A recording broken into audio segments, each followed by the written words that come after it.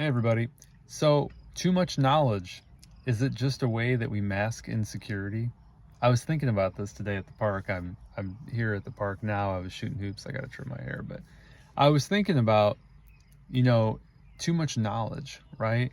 Like if you're not where you want to be in life at the moment, like that's kind of how I feel right now. And I love to learn, but I thought, do some people hide behind their quest for knowledge? Do they feel like they aren't important enough? Do they feel like they want to be respected by others if they know like a weird skill or like know information that isn't readily available or known by many people?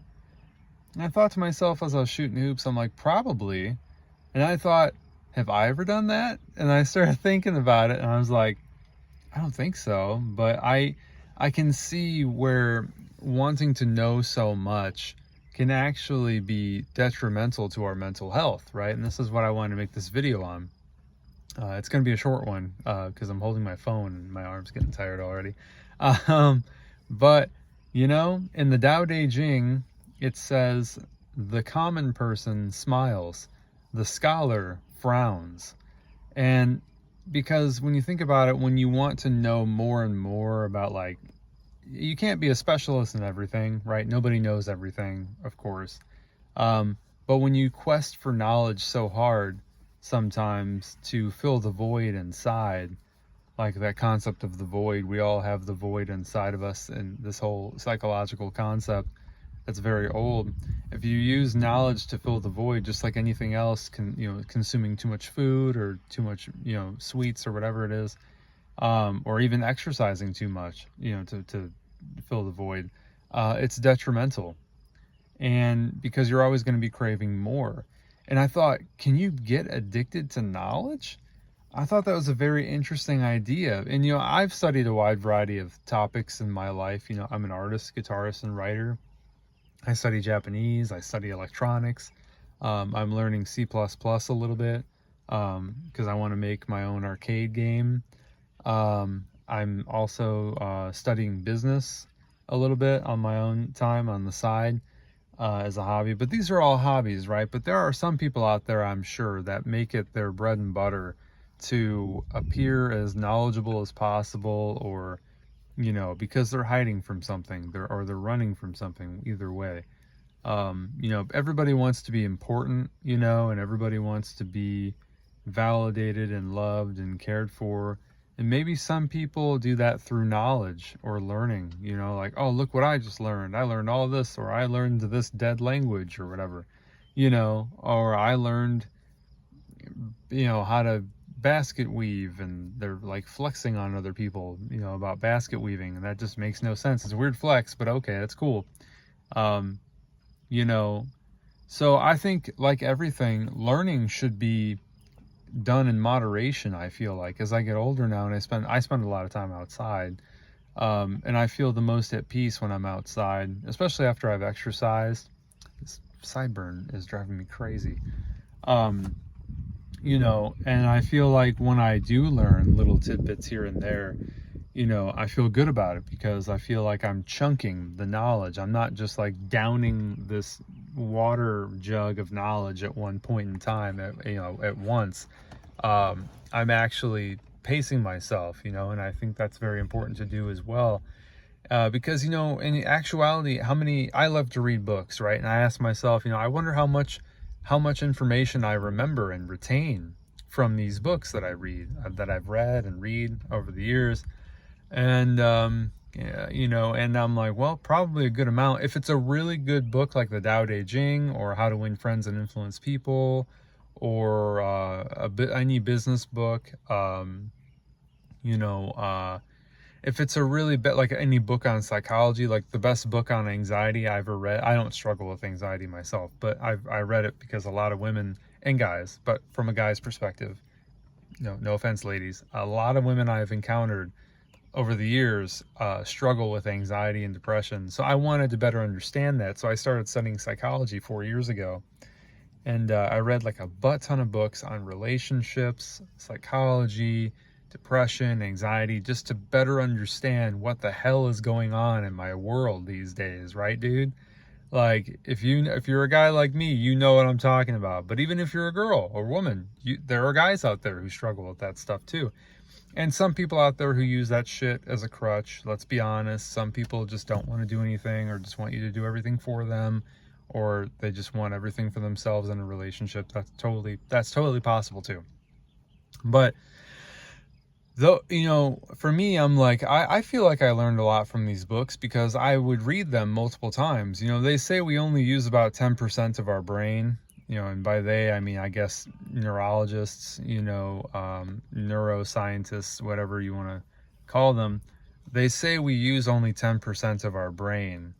And I'm like, I've heard that for years and years, and I'm like, I don't know about that. But I mean, that if that's the case, okay, if we're using 10% of our brain, how much of that is being used to absorb new knowledge and retain it? And most of the time you forget like 86%, my favorite number. I'm just going with that because it's my favorite number. You forget about 86% of the information that you read in a book. So you have to read it more than once to really understand the material. But let's be honest, who wants to do that? Do you want to do that? I do that, but only with select books. I'm sure you guys are like that. I wouldn't exactly read 50 Shades of Grey once, let alone 5 times, because there's nothing of substance there to better my life or better my knowledge base or anything. It's just a dumb story about bondage. Like, who fucking cares, right? And it's a weird example, but I'm in the middle of a field right now, so I'm just, under the sky, and weird examples are coming to me right now. So anyway, but yeah, so certain books warrant, I mean, if you want to, like, some people I know have read Harry Potter a butt ton of times. And I mean, is that really going to like better your life and give you knowledge? Not really. There are probably some life lessons in there that are pretty universal and fundamental to many stories of that caliber. But as far as like, it's not going to teach you anything really. I mean, you're not going to be casting spells tomorrow, but they really read it because they love the characters and they love the story. And that's totally fine, but I mean, I think to myself now, because I'm in between jobs, I'm still trying to nail one down that is actually going to get me somewhere, and I feel like sometimes like I'm drowning, and so I'm like, well, I have to do something. So I start studying a bunch of things. It's like almost like fishing, but you're fishing with a bunch of fishing poles, right? You've got like 5 or 6 poles out, and you're just waiting to see what bites. I want to go back to school and get my master's in art, so I can potentially teach at a college, because I've always wanted to teach painting and drawing at a college and save these kids from these fucking terrible ass teachers that don't know what the fuck they're talking about, and they make shitty work. They're surrounded by people who validate their shitty work, and then they have the ball sack or the vagine to try and teach other kids, new students of art, how to paint like shit. And I just cannot stand for that. I saw it all the time in college 11 years ago, and these people just think that they know what they're talking about, and they clearly don't. They might have a master's degree in painting, but I mean, maybe painting with their ass cheeks, because these people they have no fundamental skill. I know you guys don't know who I'm talking about. I'm not going to name names, but it's just, if you've ever been to art school like I have, there is a plethora of bullshit in art school and music school. There's no shortage of people who act like they know what they're doing, but really have no fucking clue, right? Like the guy who didn't finish his painting project on time and literally painted like 5 dots of different colors, and then said, he had the ball sack. I remember, I'll say one name. His name was Dave.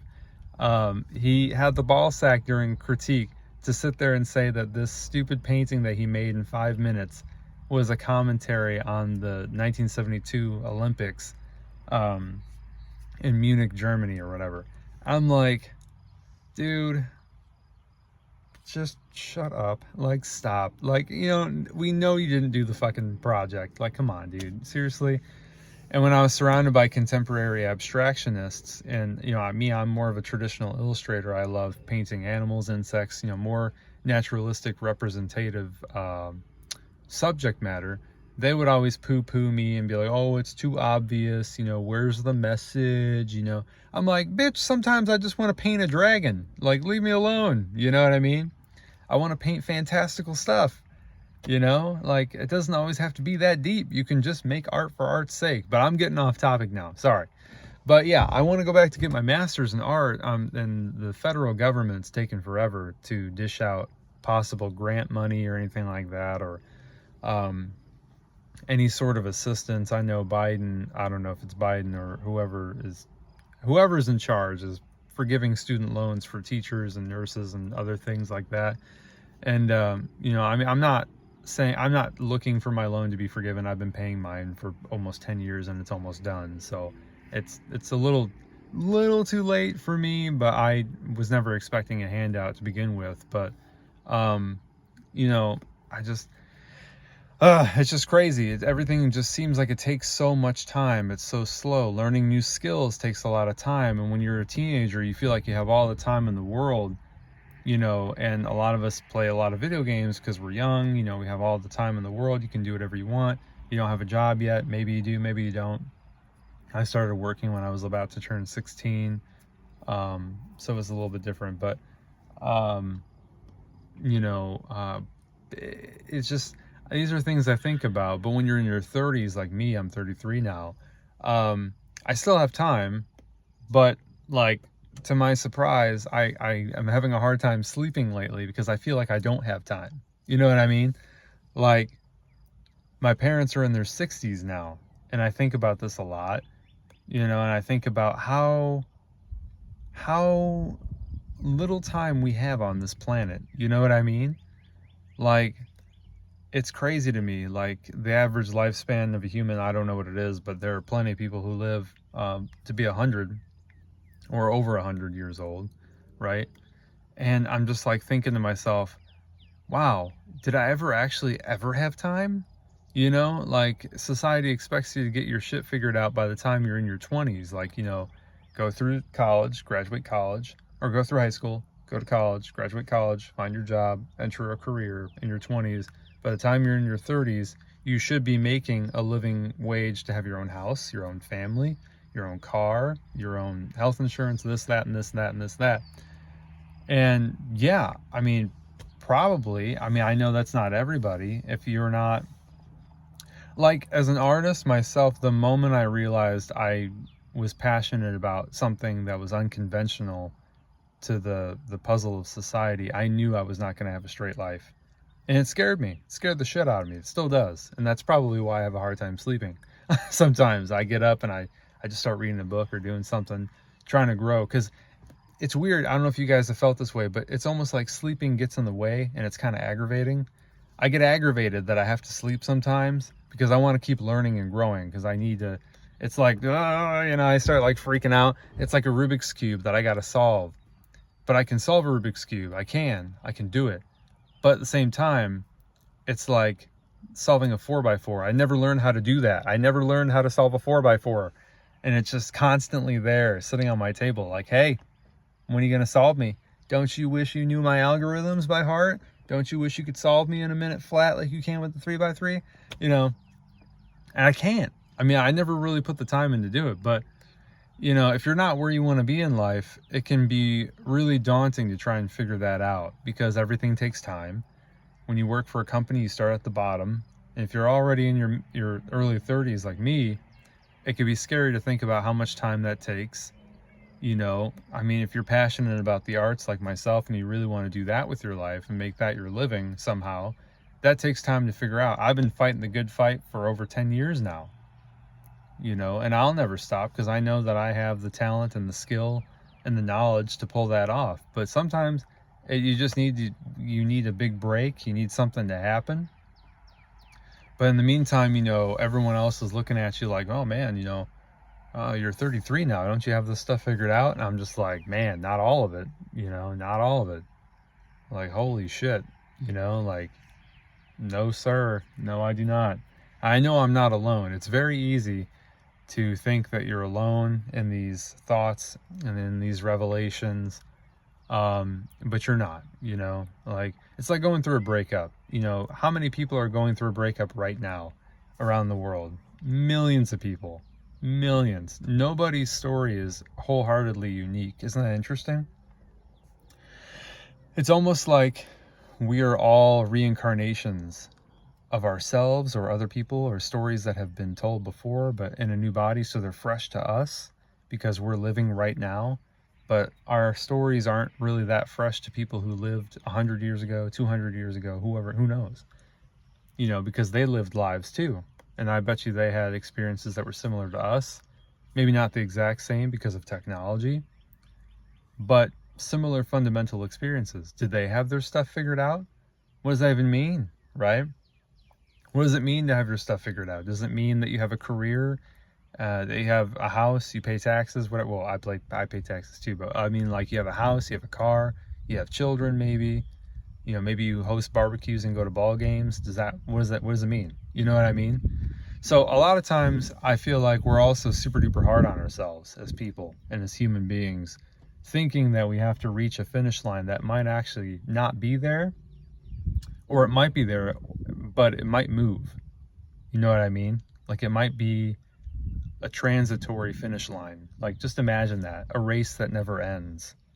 Just imagine that, right? You can see the finish line. All right, I got the career. I'm right there, baby. Time to cross that line, meet a nice girl, settle down, have a family. Oh shit, I got laid off. Oh God.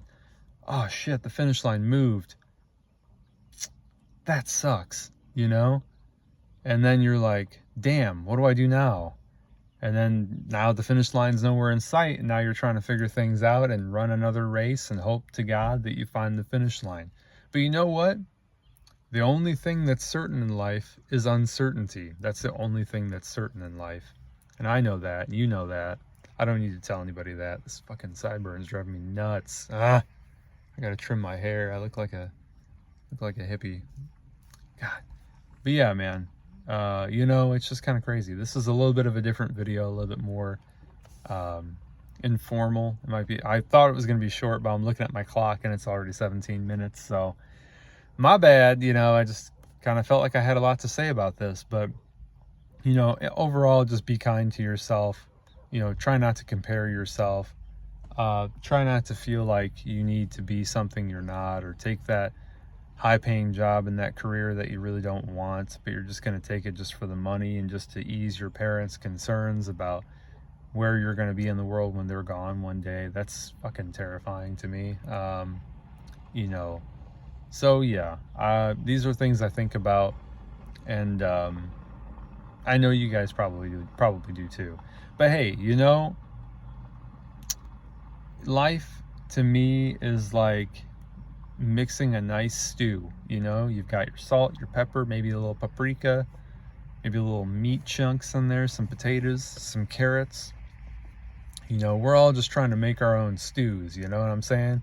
Some people put weird stuff in their stew, but it still turns out amazingly, So on this journey of making stews, proverbial stews, we all make them in different ways, but they all taste great. And that's a great metaphor for life. I'm going to put my stamp of approval on that. Life is like a stew. Life is like making a stew. Some people fuck up their stew by burning it, and then the stew sticks to the edges of the pots. Maybe they get into drugs. Maybe they, God forbid, leave this world in a manner that's not conducive to living anymore, if you catch my drift. God forbid. But, we're all living that life stew, so don't burn your stew, This is crazy, man. I really gotta trim my hair. I feel like it's driving me nuts. But yeah, guys. So anyway, I thank you for watching this video. Hopefully it wasn't too bad to sit through and listen to me rant about stuff and life in my SUV in the middle of the park, like a weirdo. But hey, I'm reading some books while I'm here. I was exercising earlier. Might head home after this. I just wanted to record this video, get it out there, so you guys can see it, and hopefully this resonates with somebody. I'm sure it will, So don't feel bad. I mean, I don't have all my stuff together. I'll openly admit that, I want to be happy. I want a job that I can't, you know, that I can like and stand, because I don't want to hate going to work every day. I fucking hate that, man. But I also want to have enough time for myself to do what I love to do, and that sounds like a part-time job, but you really don't make any money with a part-time job, so it's a sacrifice, you know. Much like YouTube's currency is your time, a job that you work is really, you're exchanging your time for money, right? So really choose wisely, because not all jobs are created equally, right? So don't settle, you know, if you can afford to be picky and choose and kind of figure out what kind of job is right for you, do it, you know, because it's important, man. You know, we're only here for a little while. Like, honestly, it feels like yesterday that was like the late 90s, and now it's 2024, and the world's changed so much. It's not the same world that I grew up in the 90s at all. And personally, I don't really like it, but what am I going to do about it, right? I can't do anything about it, you know? I can't, I'm not in charge of pop culture. I'm not in charge of the political sphere, the societal sphere.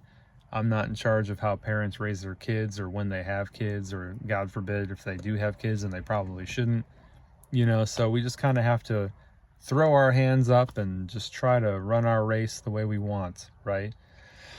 So anyway, guys, thank you very much for watching this video. I'm Black Sun, and until next time, take care of yourself, get out there, exercise, keep playing guitar. More guitar content coming, more art content coming, and hey, book 3, Zeitgeist Benediction, I'm working on it, so hopefully some people out there want to read my books.